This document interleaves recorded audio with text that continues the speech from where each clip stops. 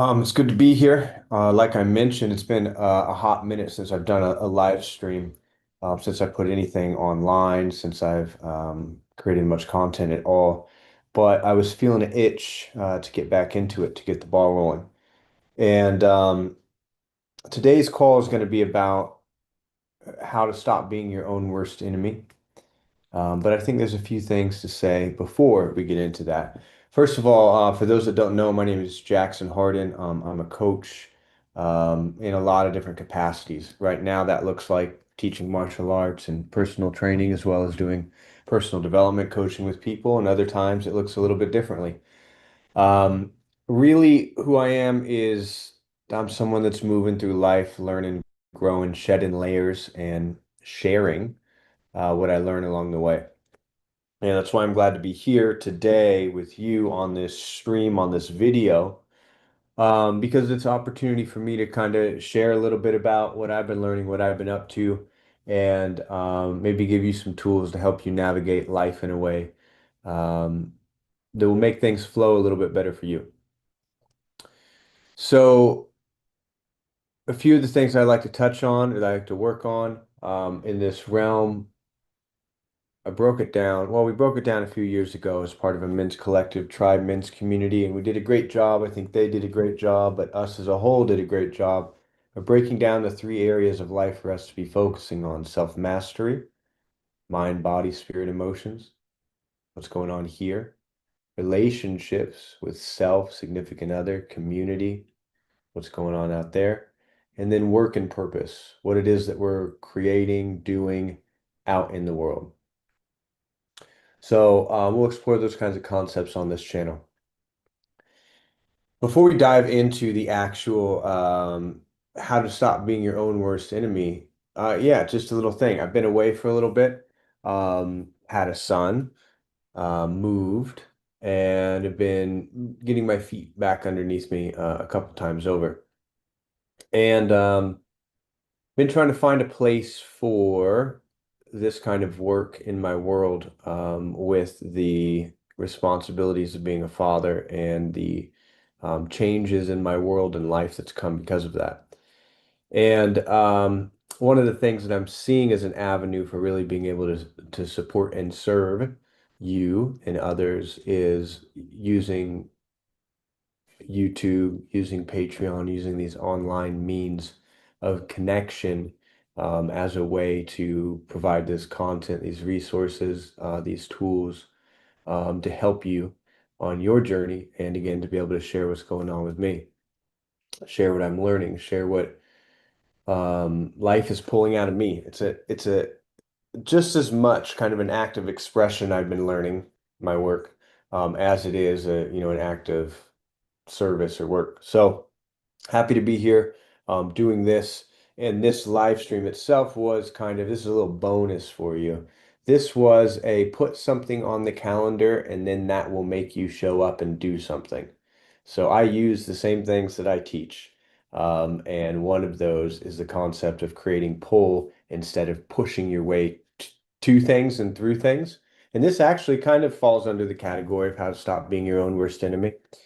So instead of trying to grind things out all the time, like what could you do in your world right now? What could you schedule? What could you um, put on the calendar? What could you do to create some pull towards the things that you're creating and doing in the world, as opposed to just trying to push yourself, like just waking up every day and grinding out the next action? What can you do that would like inspire you or pull you into action? And that's what scheduling this live stream did for me and does for me, is it forces me to sit down and actually share some of the concepts and ideas that I've been chewing on and working on, as opposed to putting it on the shelf for later, I'll share it, later, I'll share it. So that's why I've decided to go this avenue, at least tonight, and we'll see what goes from there. So we're going to talk about how to stop being your own worst enemy. And let's talk a little bit about why that's important and why the title even. The title is an interesting one because I think a lot of us feel this. I know I've felt this. I feel this a lot still. There's this notion inside of me that I want to go this way and another part of me wants to go that way. It's like someone wants to lose weight and at the same time cookies are delicious, right? So you have these two conflicting um directions that you want to move, that your body wants to move, that your mind wants to move, that your emotions want to move. And so what do we do with that?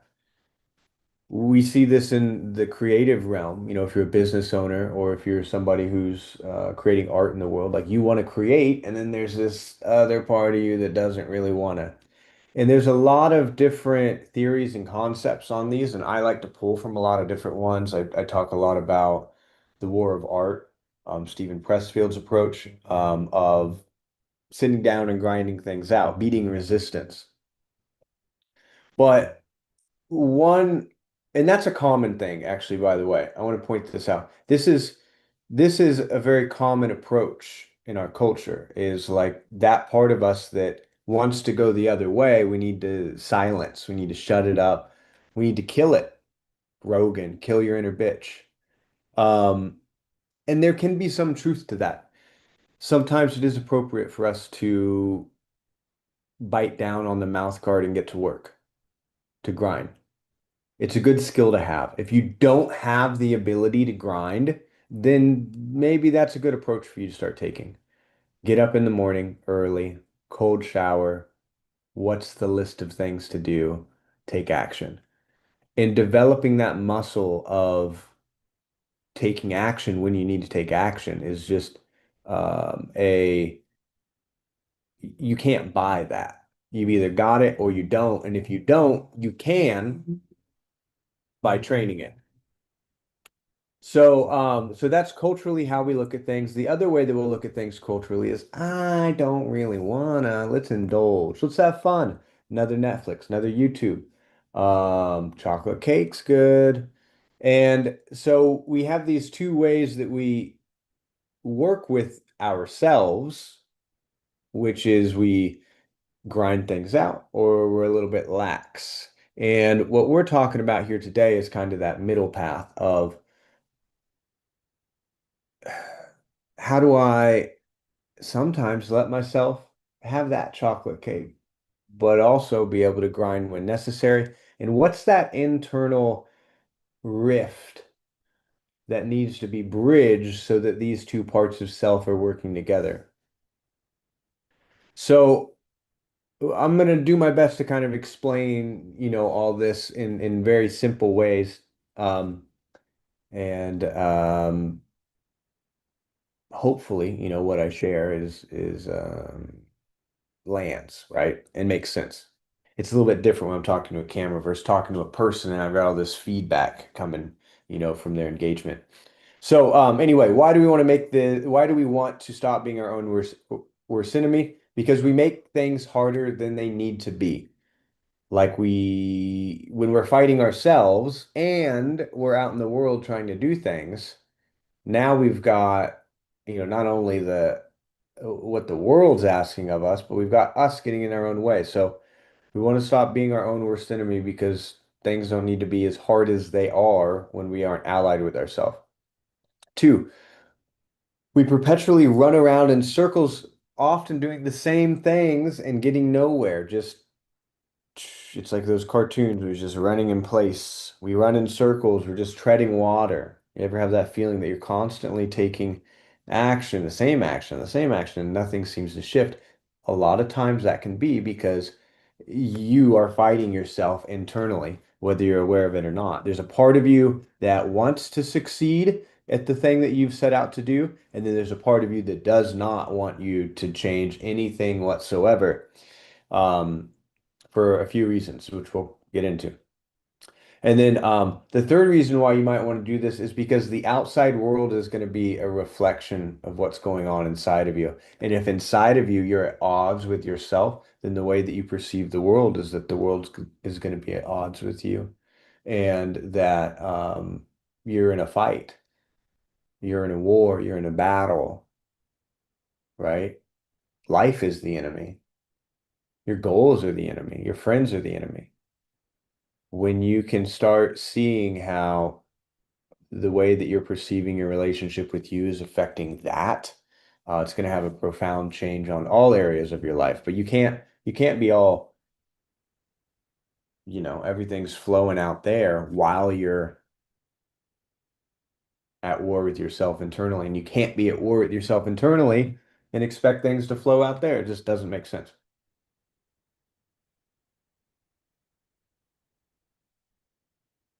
All right, so what are some obstacles that might get in the way of you being your own best friend? I don't know if I'd frame it like that, but what are some obstacles here that might get in the way of you remedying this? I just came up with a few. There's probably more, and you're welcome to share more if you can think of them.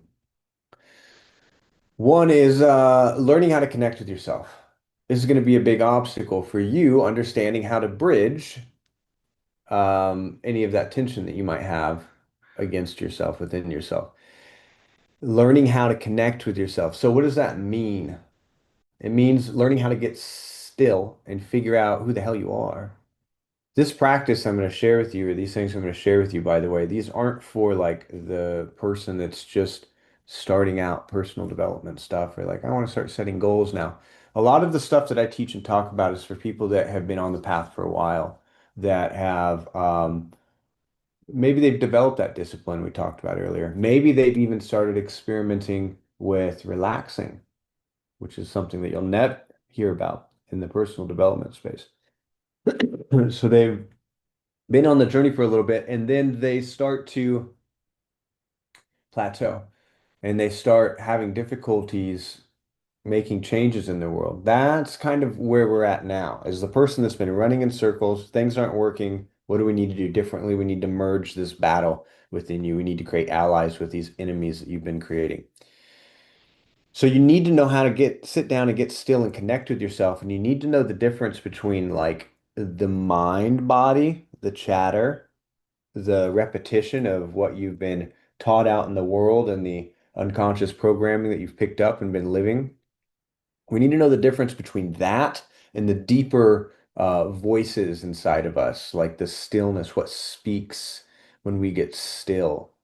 We need to be able to connect with that. And, that's something that you can do over time. You can build that relationship with yourself. And when I say self, it's capital S. And then we have the mind body. We need to be able to differentiate between those things. If we can't do that, that's going to be an obstacle. And there's always going to be some portion of that that we're still working on. So it's not like you have to completely be able to do that at any time and anywhere, but it will be an obstacle. Another thing that's going to be an obstacle is what culture is going to tell you. And we talked about this a little bit earlier, because culture is going to tell you to conquer your mind and body. It's going to tell you to submit, to make everything submit to you, to subdue these things. But when we start getting into these deeper layers of personal growth, of self-actualization, of actually letting our highest self come through, there's not really the subdue thing doesn't really work so much anymore. What we start pushing down is going to find a way out. I hear it like a balloon or a beach ball. You push it underwater. There's a lot of pressure, pressure, pressure. It's going to find a way out. So, this notion of conquering your body and mind, again, it's great to develop discipline, but if that's your only tool in the arsenal, then you're going to be limited. And then the other, like I said, was to indulge endlessly, which is great. Enjoy that piece of chocolate cake. But if you get in that cycle of cake, cake, cake, cake, cake, and you can't get out, also can be a problem. So those can be some obstacles. Not necessarily those orientations, but culture telling you that these are the ways. These are the only ways to do this. These are not the only ways to do this. There's a third way, there's a middle way to do this.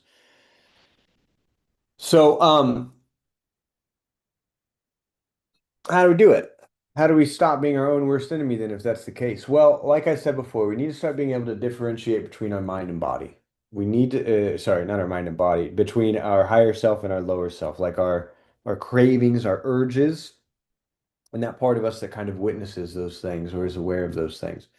If we could start creating this space, then we could stop identifying so much with those cravings and urges. And even if we do, that's okay.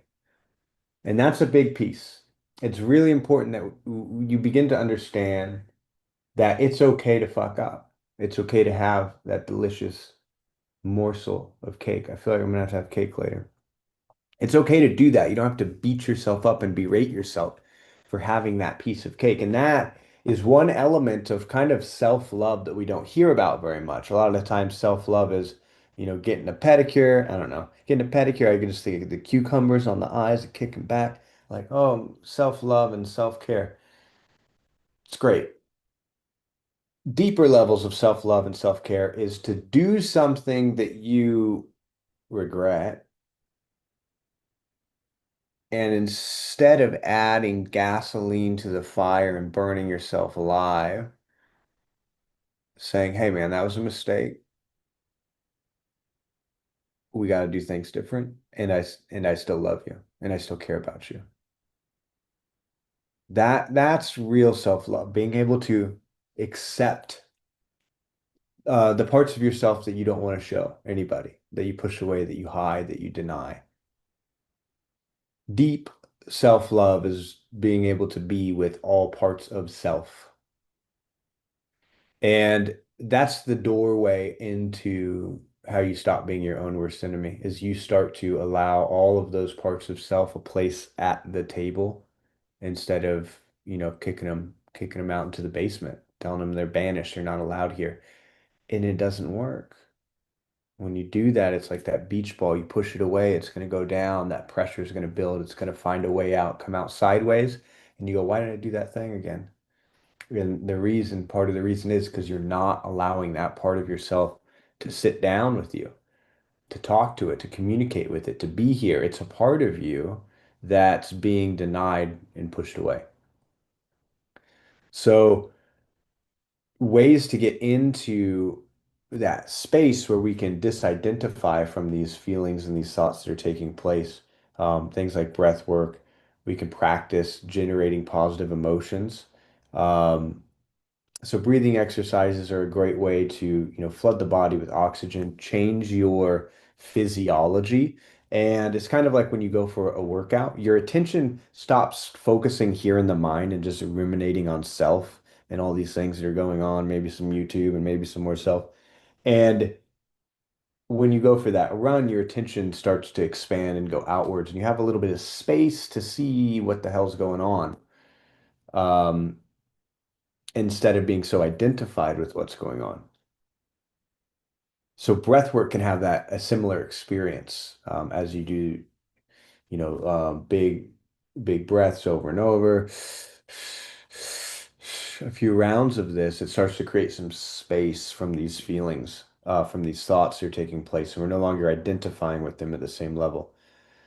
Another thing that you can start doing to stop being your own worst enemy is to start generating positive emotions. So if I were to ask you to stand like someone that's confident, you would probably adjust your body with a straight spine, right? The chest kind of comes out, the breath is going to increase, bigger inhales and exhales, the body relaxes. Like we know what it is to be confident, right? So you can put yourself in that state and practice that state, not to be fake, but sometimes for us, it's to actually even know what it feels like because we've spent so much of our life in these lower level states that going into a state like happiness or joy or excitement can feel weird. It can feel off. So you can practice these. And by practice, I don't mean like, you know, practice. I mean, like practice the guitar. Like you sit down and you practice and you get better at it. You get better at accessing it. So you can do that with different emotions. And to my point, if I were to say, what's depressed look like? You might slump down in your chair, put your hand on your head, eyes come down. Like we know what these states look like. So there's certain emotional states that would probably serve all of us to be practicing either consciously or to a point where it becomes unconscious and it happens automatically. States like happiness, joy, gratitude, um, feelings of security. So we could start to identify like what are these feelings, these states that I don't allow myself to feel. And you can go into, set a timer for 5 minutes. I like to use my watch and just practice being in that state. And you might be surprised at what comes up. Different thoughts may come up, different stories of the past, stories about you, stories of the present. There might be tension in the body that is identified. There might be tension that releases, but just practicing certain emotional states can have a big impact on the way that you perceive yourself and the way that you perceive the world. Another great tool for not being your own worst enemy is to get some good friends around you, some brothers, some sisters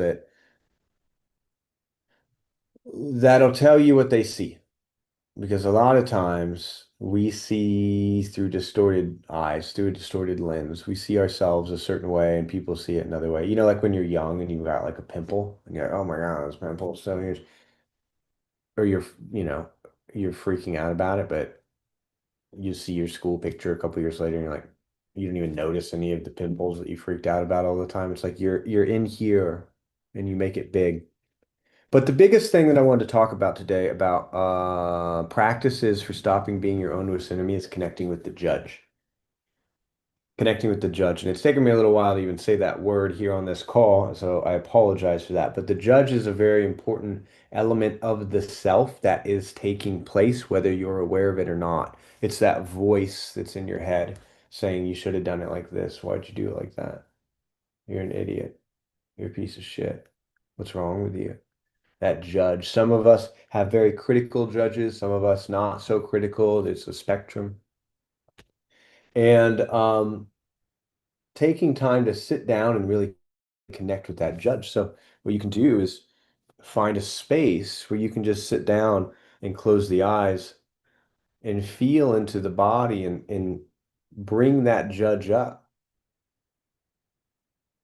Let that judge have a seat at the table. Let it be present here. And as you let that judge come up, it might be uncomfortable, but to persist in this stillness, persist in being here with this uncomfortable part of self. And as this judge comes up, being with it, giving it a seat at the table and hearing what it has to say.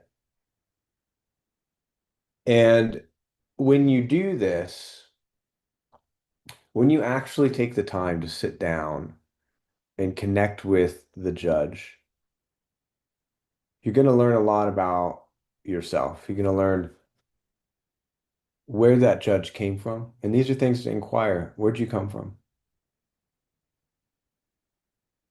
Why are you here? And what do you want from me?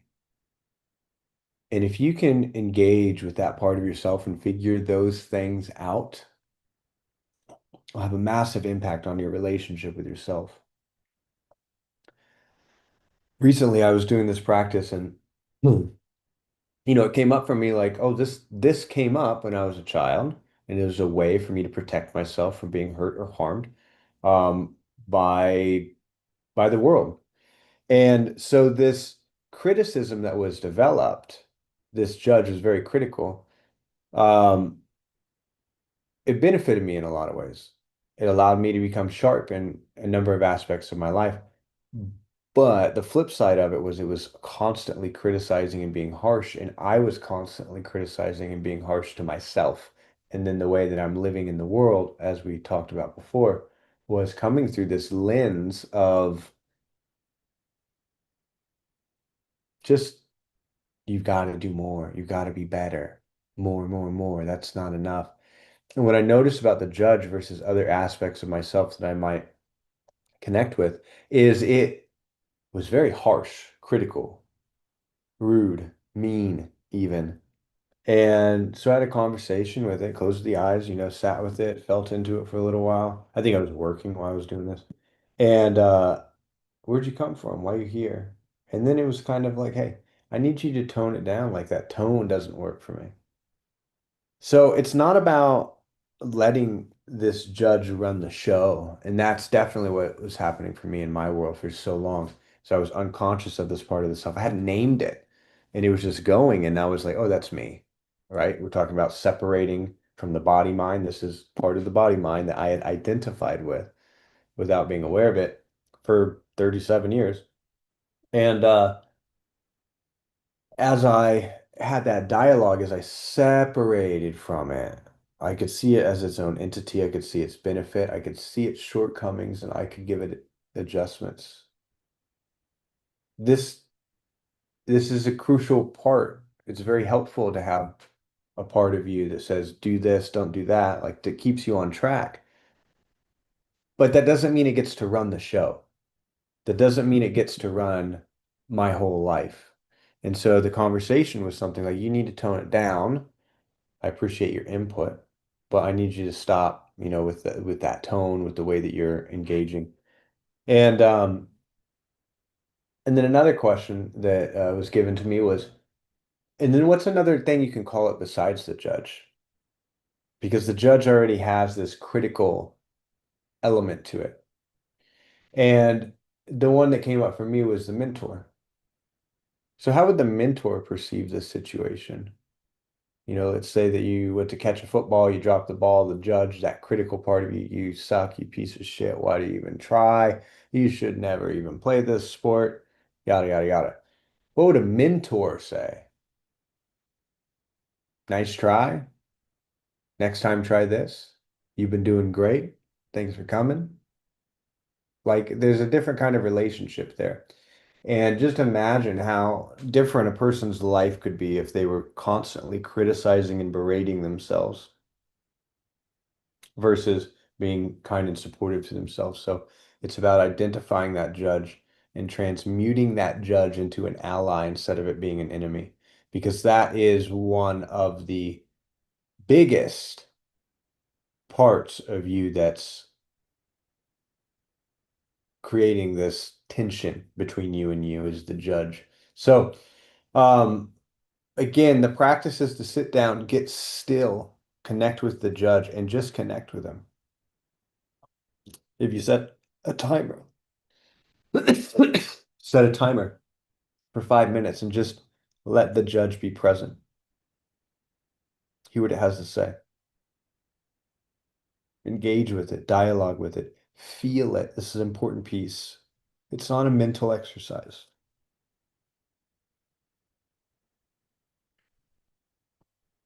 It's a somatic exercise. It's a feeling exercise. Feeling the judge, letting the judge be present here, letting it take a seat at the table, letting it be here, and hearing what it has to say. Beginning that dialogue, creating that back and forth between you and that part of you, maybe transforming the way that it talks to you. But once you do this, you're going to be able to track that voice when it comes up regularly, day in and day out. So, oh, that's the judge. What would the mentor say? Oh, here's a judge. What would the mentor say? That's how you do it. That's how you stop being your own worst enemy, as you connect with that part of yourself that makes an enemy of you. And you bring it to the table and you have a conversation with it. You redirect it. You turn it into an ally. You turn it into your mentor that's saying, hey, try this instead of that. Instead of letting it unconsciously run your life, run your world, run the show. Sorry, I'm dying.